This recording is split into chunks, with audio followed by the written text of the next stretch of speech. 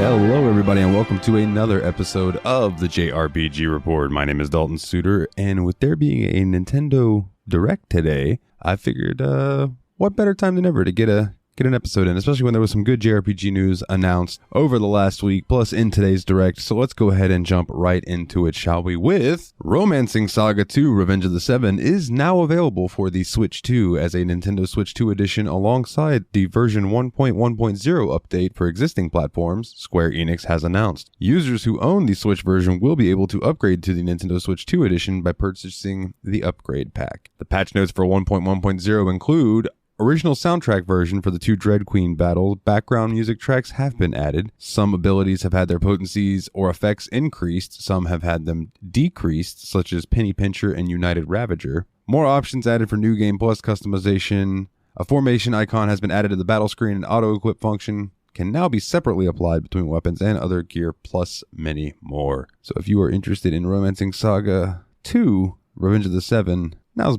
as good a time as any to jump in. And ahead of Final Fantasy Tactics, the Ivalice Chronicles launching, Square Enix has showcased it once more during the Nintendo Direct Partner Showcase with a new trailer. The new trailer, sorry, this sentence threw me off because of the way it's the new story trailer. The new story trailer for the Final Fantasy Tactics, the Ivalice Chronicles, goes over them adding voice acting, new gameplay, and more ahead of the game's launch this September for all platforms. If you would like to see this trailer for yourself, it is over on YouTube, on I'm assuming Nintendo of America's page, because it was from the Nintendo Direct. In other news, Atlus will release Persona 3 Reload for the Switch 2 on October 23rd worldwide. The developer has announced pre-orders begin today. In Japan, the game will be available both physically and digitally for 7,678 yen. A digital deluxe edition will be available for 10,406 yen, which includes a digital art book and soundtrack app. The digital premium edition includes the digital deluxe edition content as well as the downloadable content Persona 3 Reload DLC pack. The downloadable content episode Aegis pack will be available separately for 3,850 yen. Persona 3 Reload first launched for PlayStation 5, Xbox Series, PlayStation 4, Xbox One, and PC via Steam and Microsoft Store February 2nd, 2024, and it is also available on Game Pass. So Switch 2 players will be able to play Persona 3 Reload coming here soon. So today Capcom has announced that Monster Hunter Stories 3 Twisted Reflection for PlayStation 5, Xbox Series, Switch 2, and PC via Steam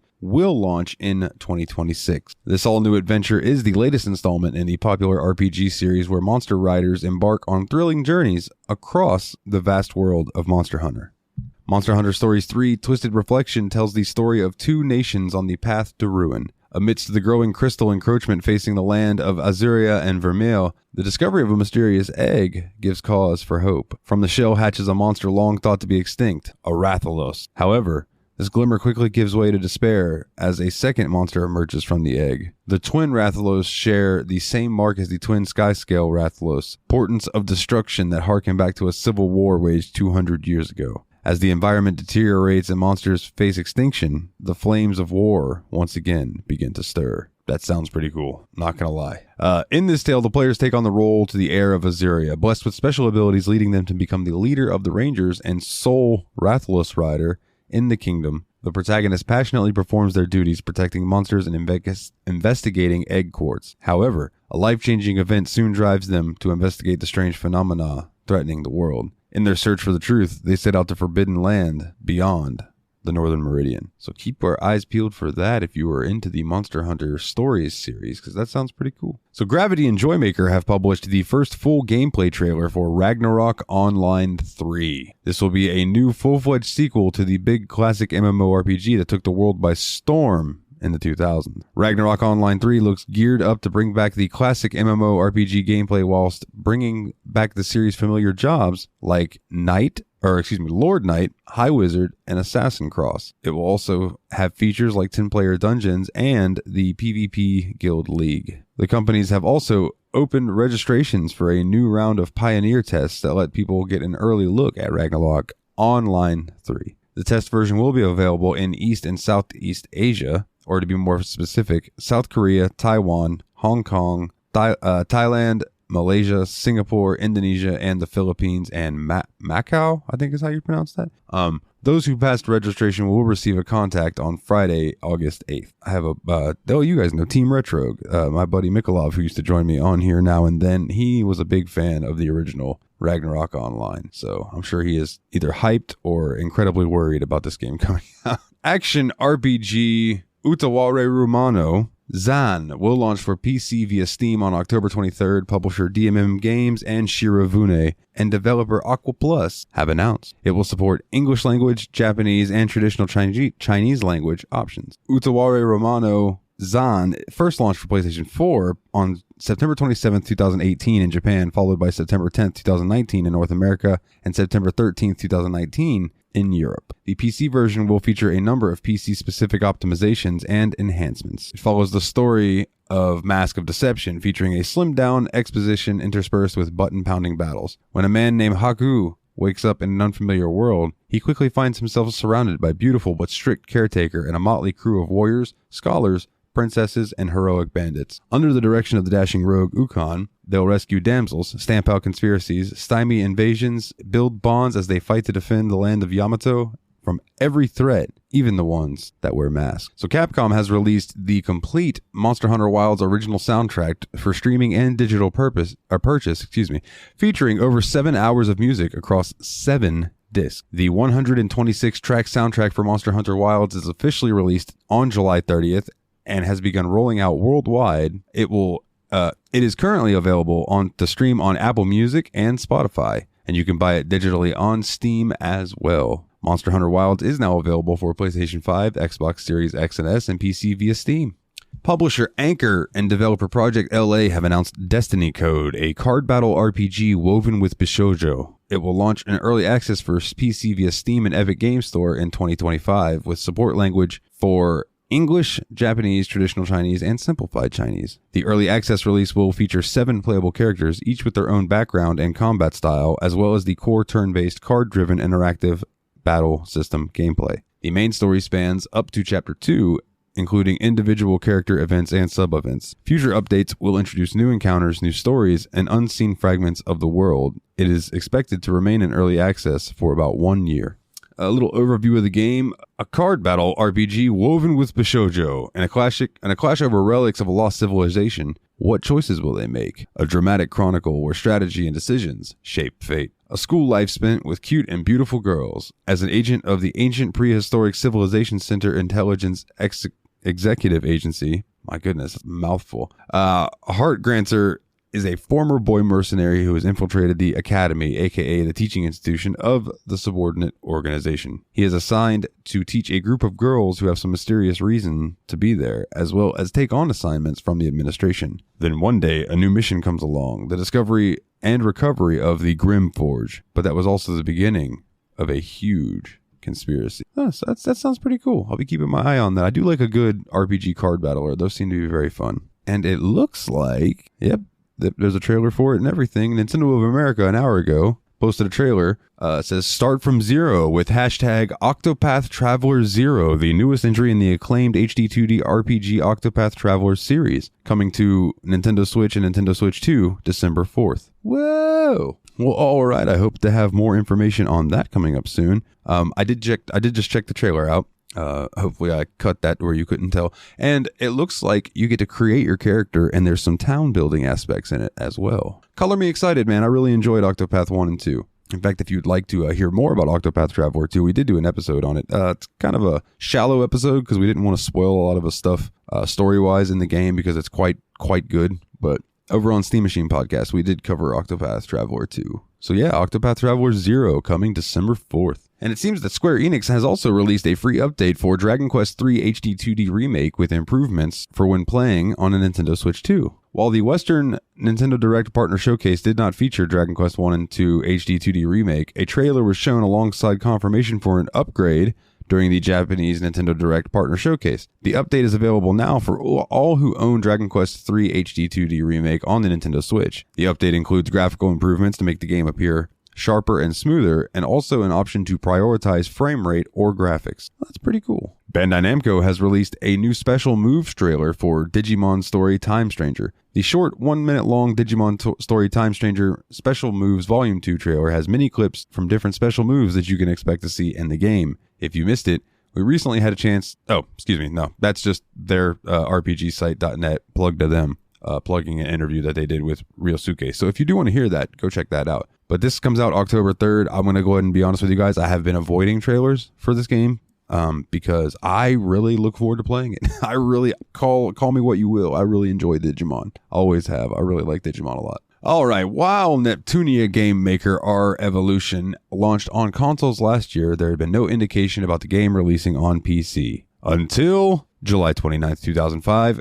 After over a year of console exclusivity, the title will be launching on PC via Steam on August 26th. The game's system requirements have also been revealed, though with the recommended CPU being over 13 years old and the recommended GPU requiring 2 gigabytes of VRAM, I don't think you have to worry about this not running on your PC. Little overview for those of you who don't know what this game is, though. In a world of powerful rival game makers, within the game maker world, in order to acquire shares, game makers have started to wage a battle for supremacy. And so a new game maker steps into the fray, attempting to endure the battle for survival in game industry. Plays the main protag, Older Nep, and grow a previously defunct gaming studio to success. Building a game studio requires strong developers, cutting-edge video games, and the expansion of your market. Choose wisely and become the biggest game studio of the year. Boost your party stats with the help of creating games through disc development, and choose creators to work on your next hit game. Ride through dungeons and game industry and sell your games on your trusty purple motorcycle. Older Nep can also challenge pesky enemies for pinks, aka special rewards, or test your racing skills through time trials. Supervise a party of 4 to lead your company to the top, but there may be other game studios ready to take you down. With a revamped battle system, chained attacks, and transformative specials, Older Nep and friends are ready for victory. So this is freaking hilarious to me. So a previously defunct gaming studio. So if you know anything about the Neptunia series, all 4 of the girls represent consoles. Vert, the green heart, is Xbox. Blonde, white heart, is Nintendo, Wii at the time. And Noir, Blackheart, is PlayStation. Well, Neptune was always Sega. And then Sega kind of stopped making consoles. So this is freaking hilarious. I can't wait to play this. This is gonna be awesome. I look forward to it. Up next, NIS America has announced that Disgaea 7 Complete, the definitive version of Disgaea 7 Vows of the Virtualists, will launch October 10th for the Nintendo Switch 2 in the West. NIS America also has announced that the game's first playable demo on Nintendo Switch 2 will be debuting at PAX West. If you're not kept up with it, Disgaea 7 Complete launched for PS5, PS4, and Switch in Japan last July, but the Western launch will only be Nintendo Switch 2 this fall. The physical release has been confirmed to be a game key card release, kind of a bummer. As of writing, there is no new news for a potential update or DLC for the existing version of the game. So October 10th, over here in the West, get your hands on Disgaea 7 if you have a Nintendo Switch 2. There's more and more coming out for that system that makes me think I'll end up getting it at some point, but not now. Not now. I can't afford it. So Ease 10 Nordic's clear save data can be transferred to Ease 10 Proud Nordics on Nintendo Switch 2 as revealed in an early review from a Japanese outlet, Dengeki. The review, which contains some spoilers, confirms that the clear data from the Switch version of Ease 10 Nordics can be brought over to Ease 10 Proud Nordics. The review also covers that Proud Nordics will also include 29 DLC from the original game, not including the consumable items, and once again confirms that this is a significantly upgraded version of Ease 10 Nordics for the Nintendo Switch 2 will offer a prioritized performance mode with up to 120 frames per second gameplay, in addition to its default 60 frames per second rate as originally, I think, released.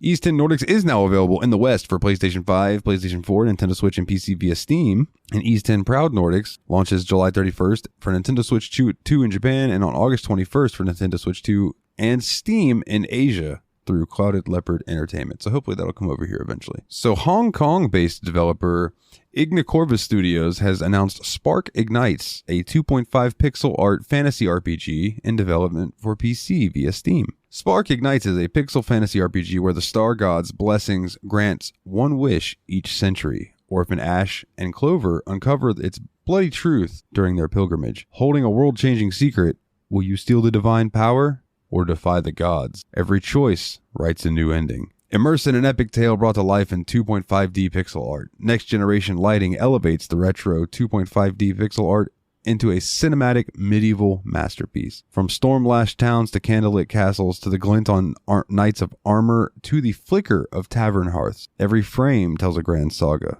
Every critical decision that you make will ripple through your companion's growth, convictions, and ultimate fates. Loyalty, betrayal, redemption. Your choices weave their legends. Forget mindless clicking. Deep class synergy, precise action order, and rich character traits forge intensely challenging and rewarding tactical combat. Every move demands cunning. In a crumbling kingdom where ancient evils stir, your choices reshape the world's fates and the story's end. Become both witness and architect of legend. That sounds super cool. Super cool. I'm here for it.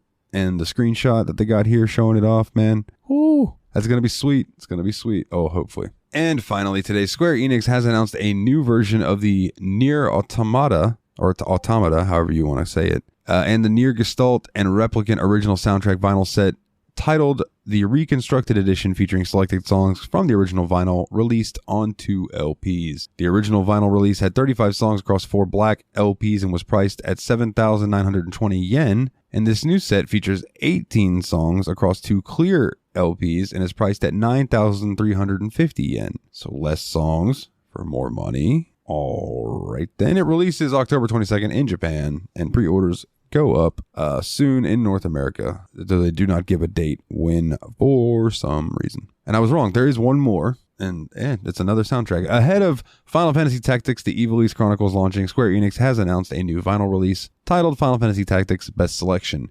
Vinyl soundtrack and pre-orders are live now. Final Fantasy Tactics Best Selection vinyl soundtrack features 15 tracks from the original soundtrack with a code to download all 71 from the Final Fantasy Tactics soundtrack, in addition to 31 previously unreleased songs in MP3 format. An English release announcement has yet to be made, but the English product page lists CD Japan as a retailer, with pre-orders now live from Square Enix. So if you are into that, check that out as well. And that's going to do it for this episode of the JRPG Report. I hope you all got some good news out of this and are enjoying the podcast. If you want to check us out over on Twitter, it is at JRPG Report, excuse me. I was like, it messed me up because I keep forgetting it's not called Twitter anymore. It's X, but I still call it Twitter because X is a dumb name. Also, I think we're over on Blue Sky. I often forget to check that. I'm very sorry, but we are over there as well. And we're on Facebook, and I often forget to check that as well. I'm very bad with social media, ladies and gentlemen, but I always try to get these episodes out for you.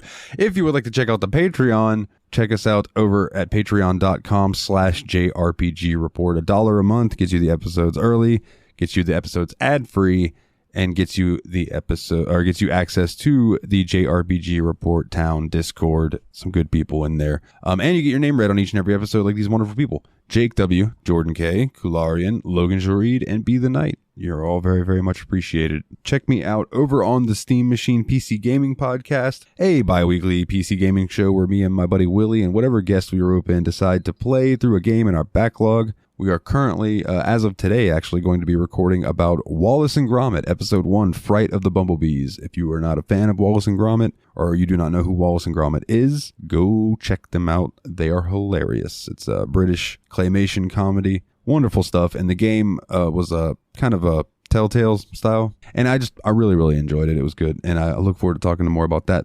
And our next episode, which I believe we were recording next week, due to some time constraints, is Yakuza 6. So wrapping up Kiryu's story. It's going to be a good time, man. Thank you for tuning in. I love you all. Do me a huge solid. Get back out there and level up.